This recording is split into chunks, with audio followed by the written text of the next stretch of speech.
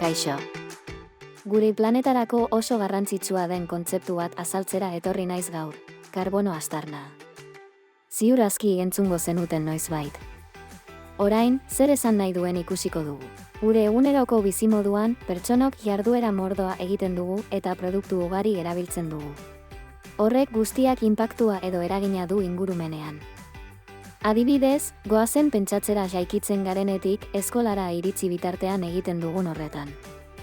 Egun arrunt batean, esnatzen naiz, argia pizten dut, bainugelara joaten naiz, komuneko tanga uzten dut, oso bero dagoen ura erabiltzen dut dutxatzeko, jantzi egiten naiz, eta gozaltzera joaten naiz. Eta esne pitin bat berotzen dut, zerealekin jaten dut. Eta urdaiazpiko ogitarteko bat prestatzen dut 11:00 jateko. Autobusa hartu eta eskolara iristen naiz.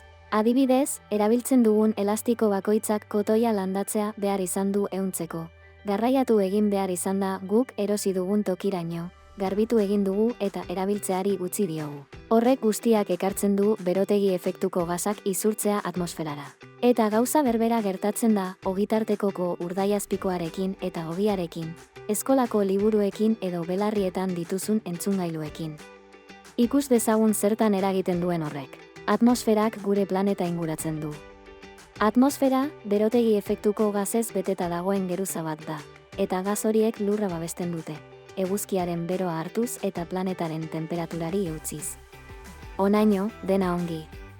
Arazoa etortzen da gizakiok mota horretako gaz gehiegi sortzen dugunean, eta gaz horiek temperaturari eutzi beharrean planeta asko berotzea eragiten dutenean, naturan dagoen oreka delikatua hautziz. Temperaturak igo egiten dira eta poloak urtzen dira, lurra basamortu bihurtzen doa, lehorteak eta muturreko fenomeno meteorologikoak sortzen dira. Erabateko hondamena.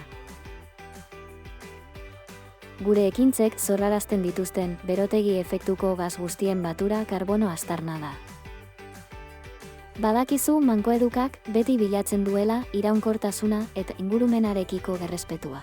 Eta hori dela eta, urtez urte, gure jarduera guztiak egitean sortzen dugun karbono aztarna neurtzen dugu eta murrizten saiatzeaz gain. Konpentsatu egiten dugu. Mankoedukaren jardueretan, berotegi efektuko gaz gutxiago isurtzen laguntzen duten ekintzak sustatzen ditugu. Besteak beste, garraio publikoa erabiltzea joan etorrietarako. Hondakinak ongi bereiztea, bereziki, hondakin organikoak. Arropa nola berrerabili kontatzen dizugu. Ura nola ezautu eta nola ez zikindu, nola zaindu ibaiak eta basoak.